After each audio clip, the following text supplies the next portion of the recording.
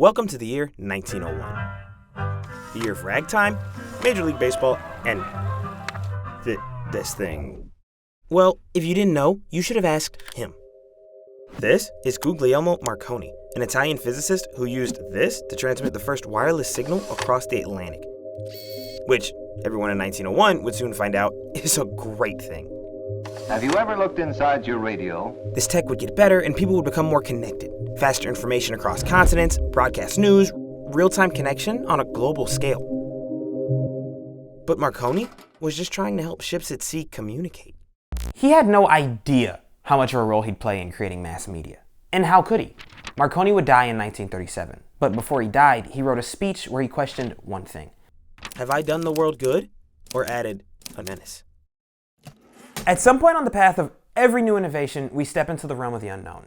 And that is existentially terrifying. Is this going to catch on? Is this actually going to work? We're going to reinvent the phone. Are we doing the right things? And if you've been watching the news, you know that we're going to do it once again with artificial intelligence. So today, we'll try to answer one question. What's so innovative about AI?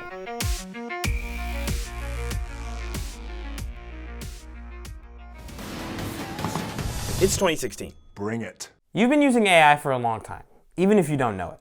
It's spam detection in your emails, how you optimize your spreadsheets, Siri, Alexa, and recommendations of cat videos. Now these AIs are smart, but you can sleep soundly at night knowing that there's one thing you can do that they can't. And that's read. Take a look, it's in a book. Because AI and humans interpret information differently. You use verbal language and cues, while AI uses the language of code. Rhetoric, semantics, these were all a little too complicated for AI to understand. And since AI needs to be trained, it can't just read something and learn information from it.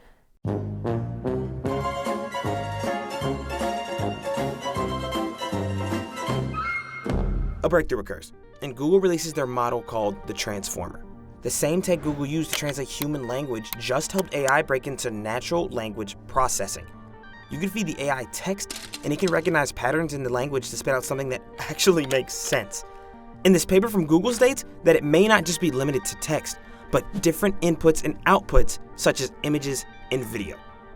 Imagine the things AI can do with this entire new world to explore. It's 2022, and AI just made this from scratch. Midjourney, DALL-E, Imagen, and text image models all take the summer by storm, popularizing generative AI. Now that it can read, you can pretty much train AI on anything on the internet. And it just became the fastest growing app of all time. ChatGPT, which was launched 2 months ago.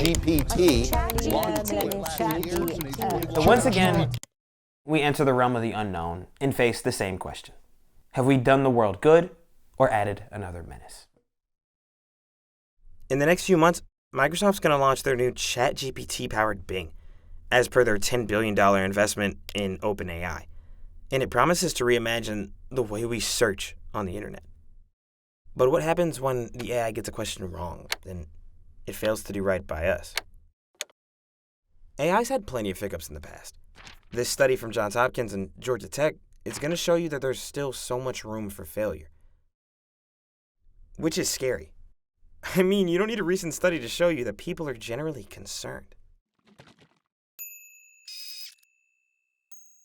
But this fear seems familiar, in a way. It's the fear that things could change, that things could go south, or that this could make us question what makes us special in the first place. And trust me, nobody knows that better than an aimless 20-something finding answers in a new city. There's no telling what the future has in store, and AI is moving fast. Even this video is now just an artifact, a hat thrown in the proverbial ring of other videos online talking about AI. So take all these ideas with a grain of salt. I obviously don't have all the answers. I just edit the videos. So this is your cue to do your own research. Come to your own conclusions. AI is only going to be as good as the data it's trained on, so it needs even better people to keep it on the right path. One where it has the chance to do some real good. AI's power is in its potential. The potential to make real change, to make things more accessible to have more breakthroughs in the medical space. Tonight, a powerful new antibiotic has been discovered using artificial intelligence. Real game changer, and it could be changing the face of medicine now. And to democratize creativity and knowledge.